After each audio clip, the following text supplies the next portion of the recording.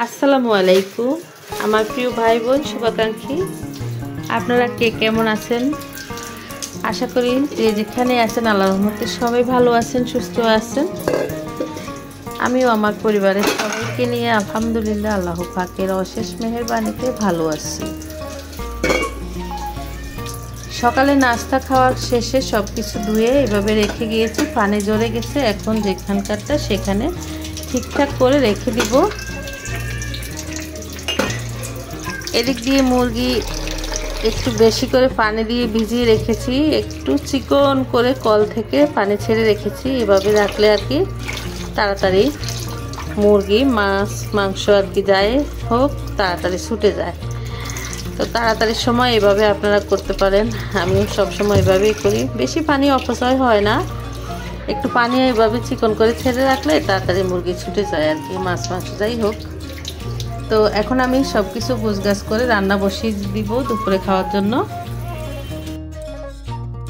তো এই তো দৈনন্দিন জীবনের কাজের কোনো শেষ নেই। এই তো আমার হাজব্যান্ড এখানে বসে বসে একটা কাজ করে দিতেছে আমাকে।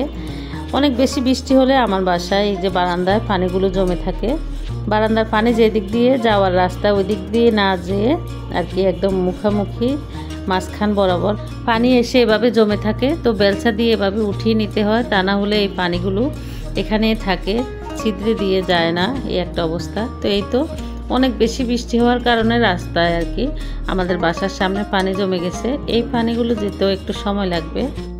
আরেক দিক দিয়ে আমার বাসায় যে কাজ করে ওই খালাও আসেন না, অনেক টাইম হয়ে গেছে 12:30 1টার মধ্যে। তো সব কাজ শেষ করতে হয় রান্নাবান্না। তো আমি রান্নাবান্নার দিকে ওদিকে আছি। তো উনি কি করবেন, বাসায় যেহেতু আছেন এই কাজগুলো আমাকে করে আর কি হেল্প করতেছে এই আর কি। ভিডিও শুরুতেই কিন্তু দেখছেন আমি মুরগি ভিজিয়েছি, দুপুরে রান্না করব আর কি, দুপুরে খাওয়ার জন্য। তো আমার হাজব্যান্ড বলল মুরগি এখন রান্না করো না, একটু ডিম ভুনা করো, অনেকদিন ডিম ভুনা খাই না। তো কি করব, ফ্রিজে ভেন্ডি ছিল, একটা রুই মাছের মাথা ছিল, ওটা দিয়ে একটু মাছও সাথে দিয়েছি। তো ভেন্ডি দিয়ে রুই মাছের মাথা দিয়ে রান্না করতেছি। অনেক দিন থেকে আমারও খেতে খুব ইচ্ছে করতেছিল, তো আমার হাজব্যান্ডের ডিম ভুনা খেতে ইচ্ছে করতেছিল। তো সব কিছু মিলাই আজকে দুজনের মতামত নিয়ে এভাবে রান্না করলাম। তো ডিম ভুনাটা করে নিয়েছি আর ভেন্ডি দিয়ে মাছের মাথা মাছ সহ একসাথে দিয়ে রান্না করলাম।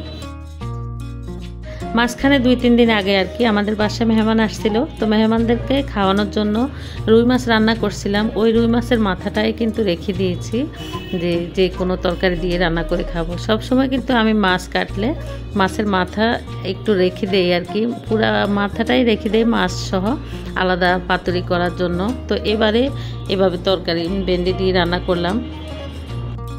তো এখানে যা রান্না করছি এগুলি সবই দুপুরে খাওয়া হয়ে যাবে। তো ওই তো মুরগি রেখেছি নর্মাল ফ্রিজে কেটে কুটে ধুয়ে পরিষ্কার করে রেখেছি।